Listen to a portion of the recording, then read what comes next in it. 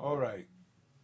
Good morning, cyber friends. I should say it's about 2 o'clock in the morning, Saturday morning, and we give God all the glory, praise, and honor for life, health, and strength. For as well as it is, we thank Him, and we thank each and every one of you, cyber friends. You know who you are. We just want to know that we kind of got a little bit behind in the daily Bible reading for a couple of days. Old Mitty Man has been a lot of things on his plate, but nevertheless, we still count it all joy, and we give God the praise and everything for as well as it is. I've been having to do a lot of writing, and matter of fact, I'm helping a friend also, another buddy of mine that doing some Bible work. In other words, some for Sunday school studies and everything, and typing up summaries like this here, whatnot. I did the summary here for the Sunday school lesson that's going to be this Sunday. I'm going to call it perfect love. That's going to be the topic for Sunday school. Sunday perfect love, and I will be at New Salem perhaps on this Sunday, so I won't be at my home church.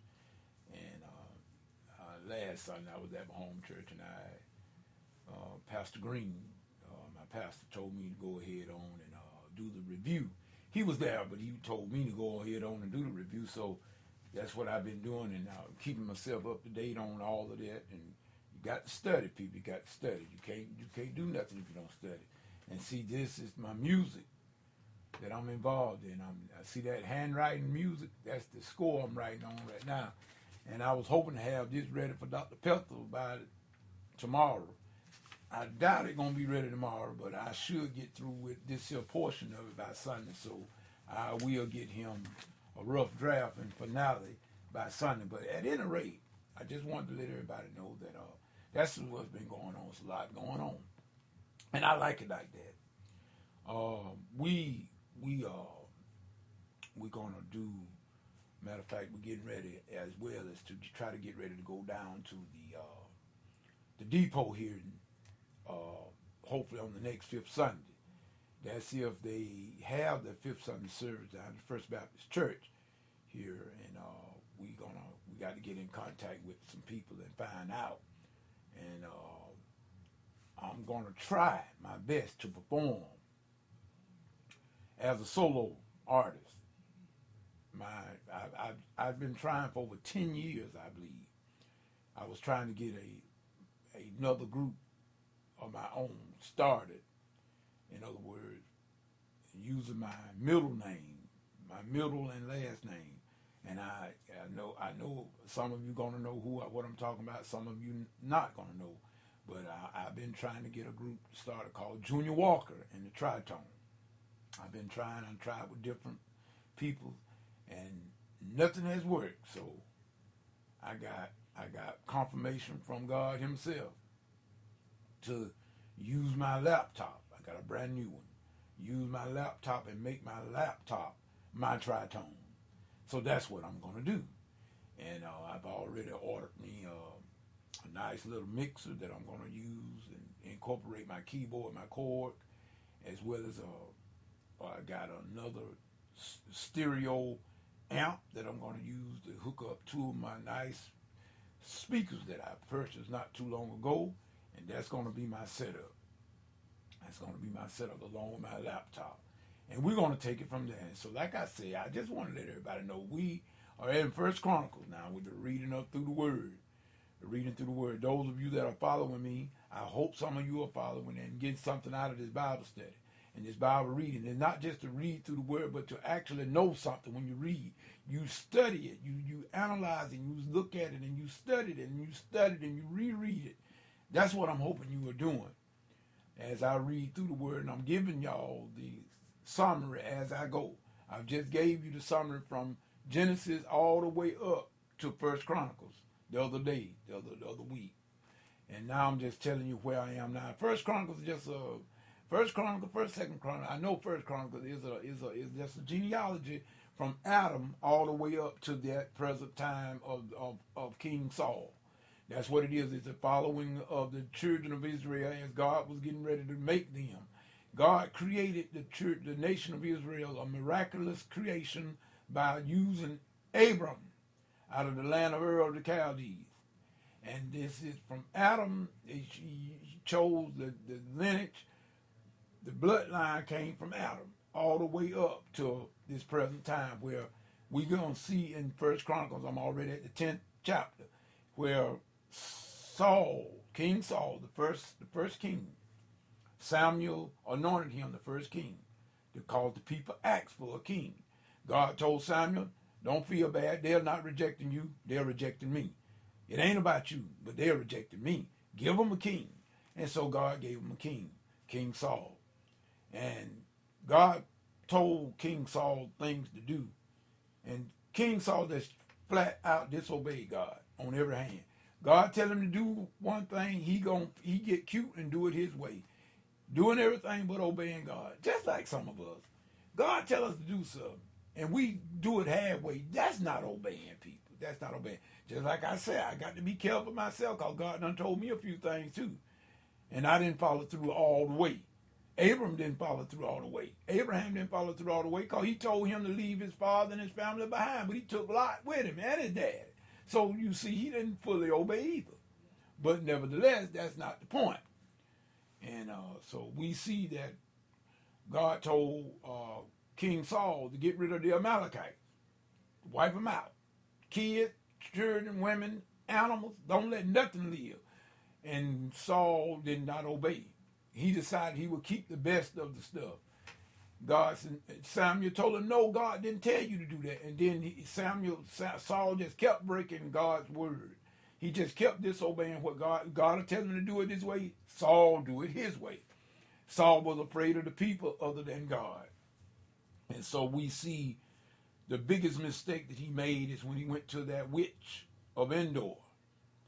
And God had always told the children of Israel never to fool around with two-headed people. He told them, don't fool around with people's their spiritism. Don't mess around with that mess. And if he told his people not to mess around with that mess, that means you and me, we don't supposed to mess around with it either, because you'll lose your life. You see, Satan don't play fair. He give you this stuff, but he don't tell you he's going to kill you. And this is what happened to King Saul. He consulted the witch of Endor to bring Samuel back from the dead because he wanted to get Samuel okay. He loved it, Samuel.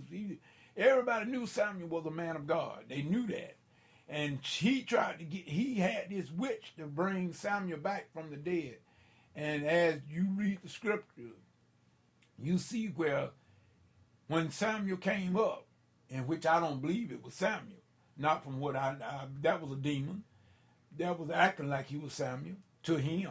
That's what I believe because of what Samuel told him. Said, why did you bother me, Saul? Why are you messing with my rest?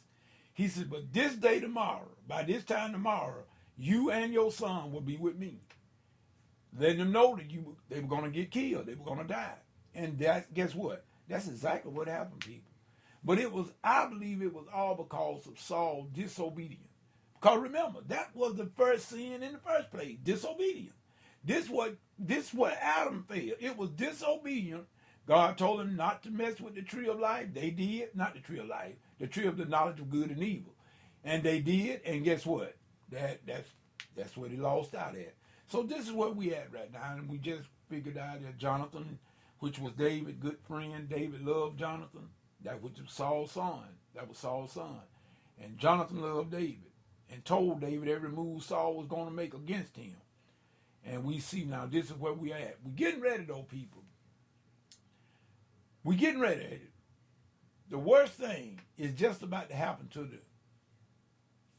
the land of Judah. Judah is about to be carried away into captivity by Nebuchadnezzar because God had told him.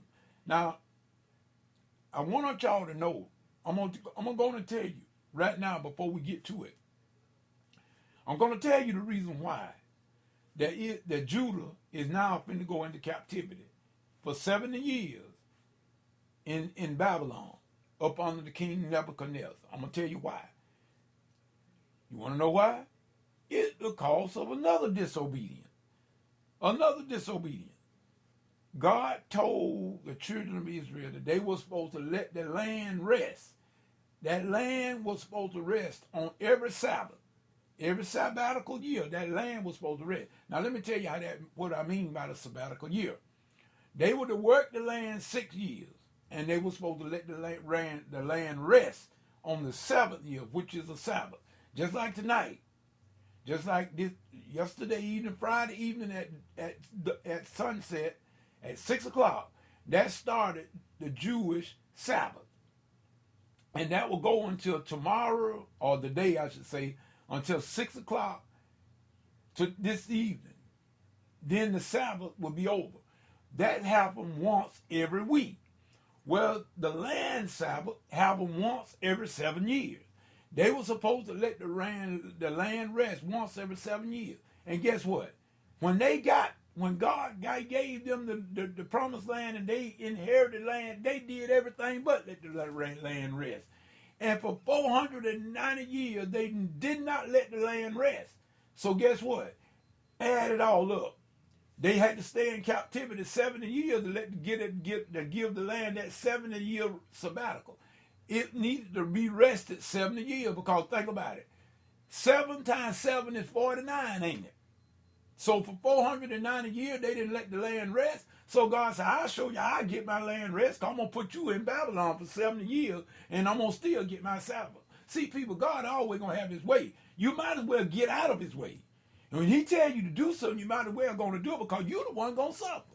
It ain't that God trying to make you suffer, but we bring it on ourselves. He told them to let the land rest. They did everything but let it rest. So God said, okay, I'm going to give my land. See, let me tell you something. All of you politicians and other folks or whatever that keep on messing, talking about you going to separate the land of Israel. See, that land belonged to God. He gave it to Israel. But the land is God. He put his name there. Keep on messing around with it. Just keep on monkeying around with it. Ain't nobody going to have to tell you what to do to you. God gonna deal with you himself. Keep on messing with his land. Keep on messing with his land. Don't say you wasn't warned, because I stay on this here net warning y'all about Israel. And because I know what the Bible say. No, I know what the Bible say. Keep on messing with that land. Well, you be hard-headed. My great-grandma always told me a hard head carries a saw behind. So that's what's going to happen to you. I'm talking to all of you politicians up there in Washington. Every one of you that keep on messing and monkeying around with that land, especially the UN. I can't stand that UN. Yeah, I'm saying I can't stand that UN.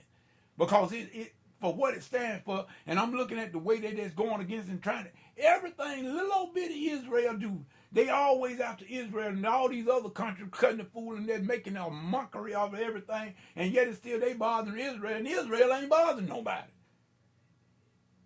But like I said, keep on messing with that land. You better read Zechariah. Whatever you get into, if God ain't in it, best you come out of it, because it's going to come to nothing. Until the next video, next Bible study. Peace. Goodbye.